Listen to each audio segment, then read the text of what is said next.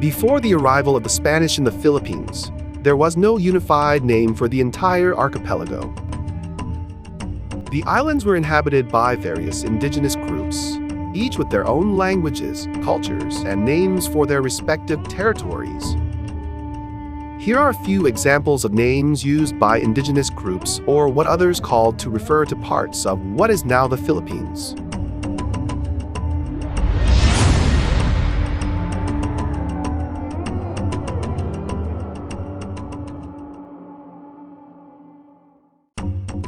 Ancient Filipinos were known for their exceptional trading skills. The Philippines has a rich history of maritime trade and cultural exchanges with nearby regions and distant civilizations. Indian traders were among those who engaged in trade with the Filipinos. Indian scholars called the Philippines Panyupayana, which is an ancient Sanskrit term meaning land surrounded by water. This name was used by Indian scholars because of the Philippines' abundance of islands, which are surrounded by water. One of the earliest Indian scholars to mention Panyupayana was Aryapada, an astronomer and mathematician who lived in the 2nd century AD. Aryapada mentioned Panyupayana in his astronomical treatise, the Aryabhasya. He described Panyupayana as a land of gold and spices, and he said that it was located in the eastern seas.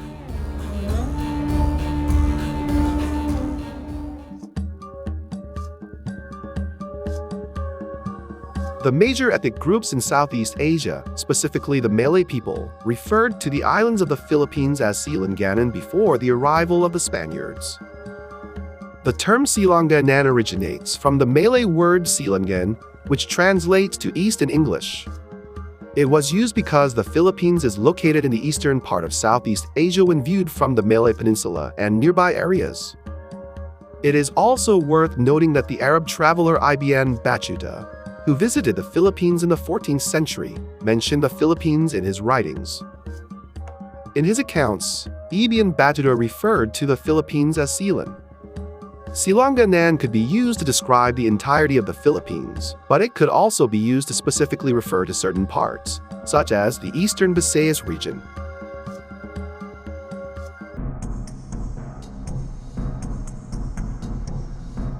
Tawalisi is a term used to describe the islands of the Philippines. It comes from the Sama Bajo language, spoken by the indigenous Sama Bajo people of the Philippines. The word translates to wandering people of the sea, reflecting the seafaring lifestyle and strong connection to the ocean of the Sama Bajo community. The term Tawalisi was also mentioned in the Journal of Ibn Battuta, a Moroccan traveler who visited the Philippines in the 14th century. According to his accounts, Tawalisi referred to a prosperous and influential kingdom. He described the people of Tawalisi as skilled sailors, traders, and possessing a strong military. However, Ibn Battuta did not provide any specific information about the location of Tawalisi. Some scholars believe that Tawalisi was located in the Philippines, specifically referring to the islands inhabited by the Sama Bajo people.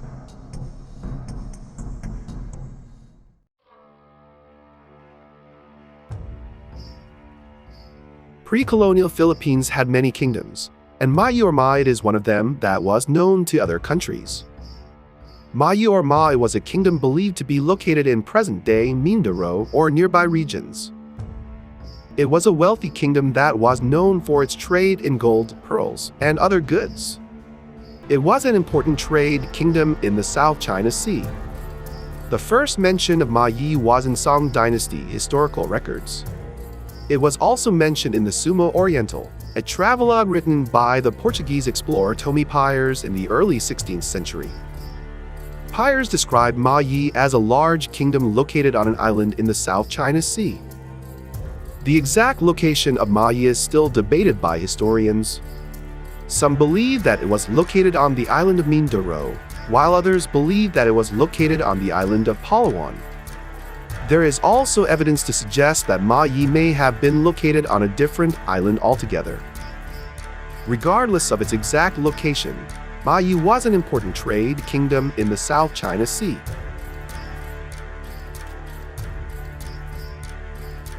The Tagalog people of the Philippines called their land Kaharian ng Tondo, or Kingdom of Tondo.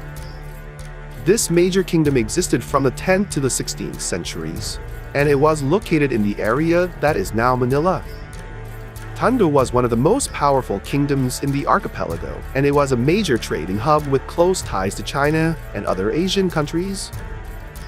The kingdom was ruled by a line of powerful kings, including Lakandula, who was known for his military prowess and his diplomatic skills. Lakandula was able to maintain Tondo's independence from its neighbors, and he even managed to forge an alliance with the Spanish conquistador Miguel Lopez de Legazpi. However, Tondo's independence was not to last. In 1571, Legazpi's forces attacked Tondo and defeated the Tagalog army. The kingdom was then incorporated into the Spanish Empire, and its capital, Silanganan, was renamed Manila.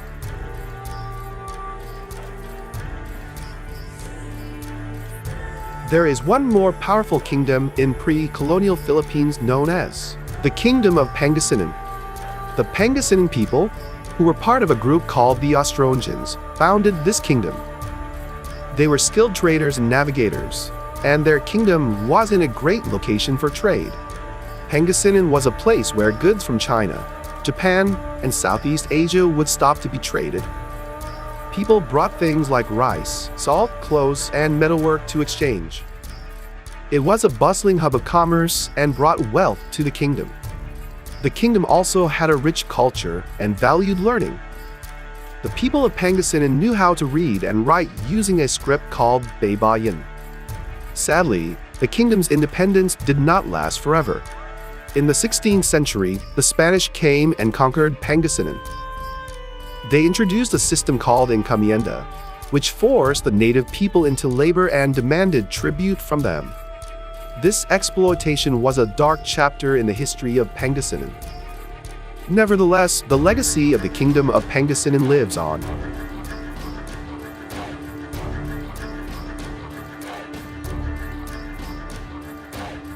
One of the indigenous groups of people who settled earlier in the Philippines was the Mangyan people, who mostly live on the island of Mindoro. They call the place with a mountain in the Philippines Banahaw. The name Banahaw comes from the Mangyan word bana, which means cloud. The mountain is often shrouded in clouds, hence the name. For the Mangyan people, Banahaw was not just an ordinary mountain. It was considered the dwelling place of the gods and held great importance in their culture. They believed that the mountain provided them with life and abundance. They often visited Banahaw to pray and seek blessings. This connection to the mountain was a significant part of their spiritual practices and beliefs. In the Philippines today, there is a mountain located in the island of Luzon called Mount Banahaw. It is mostly visited by pilgrims, religious groups, and individuals for prayer, cleansing, and other spiritual activities.